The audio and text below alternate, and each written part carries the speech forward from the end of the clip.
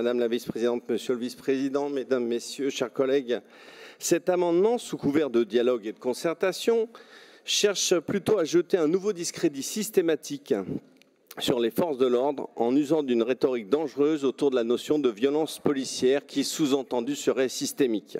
Les chiffres sont malheureusement clairs. Les atteintes aux personnes et aux biens augmentent, elles.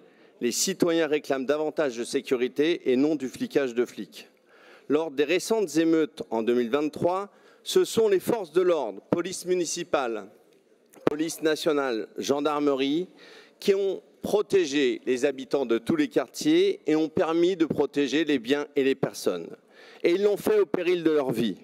Ils méritent donc plutôt notre reconnaissance et notre soutien.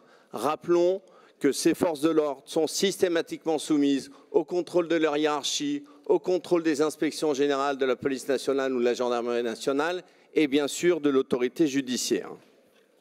Notre majorité est particulièrement fière de s'être engagée avec dans le soutien aux forces de sécurité sous l'impulsion de Frédéric Pechnard, qui connaît mieux que quiconque dans cet hémicycle la droiture de nos forces de l'ordre.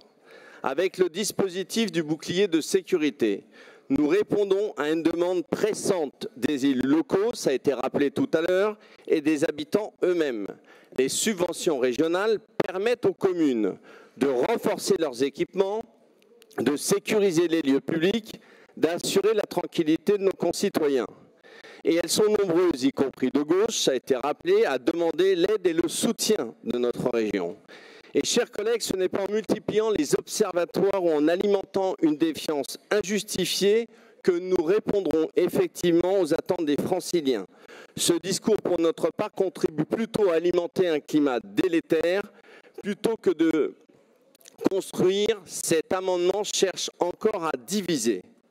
Nos policiers, nos gendarmes, et il faut le répéter, sont le dernier rempart bien souvent contre la montée des violences urbaines et pour rétablir ou maintenir l'ordre républicain. Certaines, malheureusement, tragédies individuelles, et Frédéric Pechnard en a connu en tant que directeur général de la police nationale, sont regrettables, nous le savons. Et bien souvent, le ministère de l'Intérieur fait son travail. Conseil de discipline et la justice